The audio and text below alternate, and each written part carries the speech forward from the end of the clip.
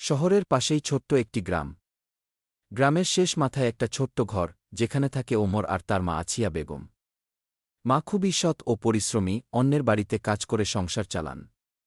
বাবাকে হারানোর পর মাই ছিল ওমরের সব কিছু। রোজার মাসের শেষ দিকে একদিন ওমরের মা যে বাড়িতে কাজ করে, সে বাড়ির মালিক এসে কিছু টাকা দিতে চায়, কিন্তু আছিয়া বেগম টাকাগুলো ফিরিয়ে দেন। ওমর মায়ের কাছে জানতে চাইল, কেন তুমি টাকাগুলো নিলে না? টাকাগুলো নিলে তো আমাদের ঈদের খরচটা ভালোমতো চলে যেত। না বাবা, ওগুলো জাকাতের টাকা। বাবা, আমরা গরিব, কিন্তু কাজ করে খাওয়ার সামর্থ্য আছে। আজকে হয়তো তোমার বাবা মারা যাওয়ার কারণে একটু সমস্যা হচ্ছে। দেখবে সব কিছু আল্লাহ ঠিক করে দিবেন। তার চেয়ে বড় কথা, আজ যদি আমি জাকাতের টাকা গ্রহণ করি, তাহলে আল্লাহর কাছে কি জবাব দিব? যদি আল্লাহ আমারে কাছে হিসাব চায় আমি জাকাতের টাকা গ্রহণ করার উপযুক্ত ছিলাম কিনা? বাবা, পৃথিবীতে আমাদের চাইতে গরিব, অসহায় আছে, যাদের দেখার কেউ নাই। শহর জুড়ে ঈদের আনন্দ বইতে শুরু করল। দোকানে দোকানে নতুন পোশাক, মিষ্টি আর খেলনার ছড়াছড়ি। ওমরের বন্ধুরা সবাই নতুন জামা কিনছে, নতুন জুতো কিনছে। কিন্তু ওমর জানে তার মা তেমন সামর্থ্যবান নন, তাই সে কিছু চায়নি। কিন্তু মায়ের মনে তো অনেক ইচ্ছা।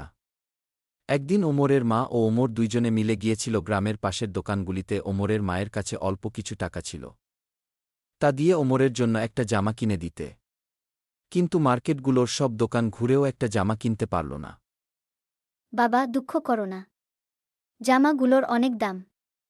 আমার কাছে সেরকম টাকা নেই, থাকলে আমি তোমাকে অবশ্যই কিনে দিতাম, এ বছর দিতে পারেনি। আল্লাহর রহমতে যদি বেঁচে থাকি, তাহলে আমি আগে থেকেই অল্প অল্প টাকা জমিয়ে রাখব। তোমার ঈদের জামা কিনার জন্য তুমি কষ্ট পেও না বাবা। এভাবেই আছিয়া বেগম তার ছেলে ওমরকে সান্ত্বনা দিচ্ছেন। এমন সময় তারা রাস্তায় কিছু টাকা পড়ে থাকতে দেখে। টাকাগুলো দেখে আছিয়া বেগম এদিক ওদিক ভালোভাবে খোঁজ করলেন, কেউ আছে কি না। দেখলা কেউ নেই। ভাবলা টাকার মালিক মনে হয় আশেপাশে নাই। টাকাগুলো নিজের হাতে তুলে নিলেন। টাকাগুলো নিয়ে বাড়িতে চলে গেলেন। কিন্তু তিনি বারবার রাস্তার দিকে খেয়াল রাখছিলেন, কেউ টাকার খোঁজ করে কিনা।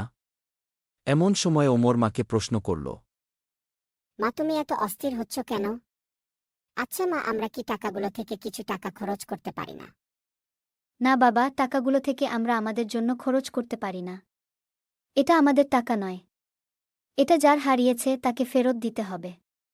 আমি অস্থির হচ্ছি কারণ যার টাকা তাকে ফেরত দেওয়ার জন্য, যার টাকা সে না জানি কত দুশ্চিন্তার মধ্যে আছে। আমিই বা সেই লোকের সন্ধান কি করে পাব? টাকাগুলো তো তার হাতে পৌঁছাতে হবে। হে আল্লাহ, সততা ও নিষ্ঠাই মানুষের বড় সম্পদ। আল্লাহ, তুমি লোকটার সন্ধান পাওয়ায় দাও। ওমর মসজিদে নামাজ আদায় করতে চলে যায়। নামাজ শেষ করে এসে মাকে জিজ্ঞাস করে,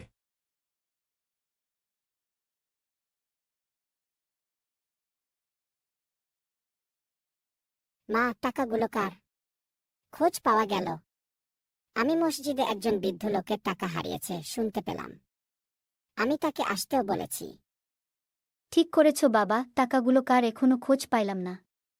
তার চেয়ে বরং চলো আমরাই লোকটার কাছে যাই। মা ওমরকে নিয়ে সেই বৃদ্ধ লোকটার কাছে গেলেন। গিয়ে দেখল লোকটি মসজিদের পাশে কোনো একটা জায়গায় দাঁড়িয়ে আছে। ওমর তার মাকে লোকটিকে দেখিয়ে দিলা।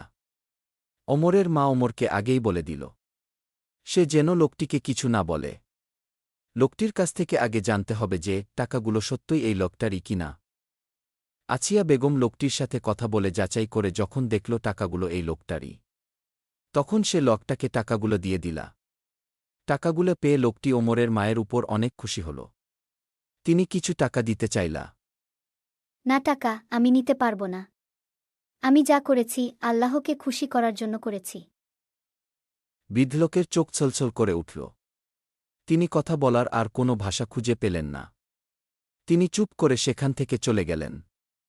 পরদিন সকালে লোকটি তাদের বাড়িতে আসলেন। লোকটিকে দেখে ওমরের মা অবাক হয়ে গেল। লোকটি তাদের কিছু টাকা ও তাদের জন্য নতুন কাপড় নিয়ে আসলা। ওমরের মা রাখতে চাইল না। মা, তুমি টাকাগুলো পেয়ে আমাকে দিয়ে যে সততার পরিচয় দিয়েছ, তুমি জানো না মা? টাকাগুলো আমি আমার নাতিদের ঈদের উপহার কিনার জন্য রেখেছিলাম। তুমি যদি টাকাগুলো না পেতে তাহলে আমার নাতনিদের জন্য কিছুই কিনা হতো না। তুমিও তো আমার মেয়ের মতো। তাই ওমরের নানা হিসাবে আমার উপহারটুকু গ্রহণ করো।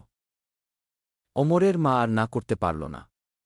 তারা লোকটির উপহার গ্রহণ করলা। ঈদের দিন ওমর নতুন জামা পরে ঈদের নামাজে গেল। ওমর অনেক খুশি হল এবং তার মায়ের প্রশংসা করল।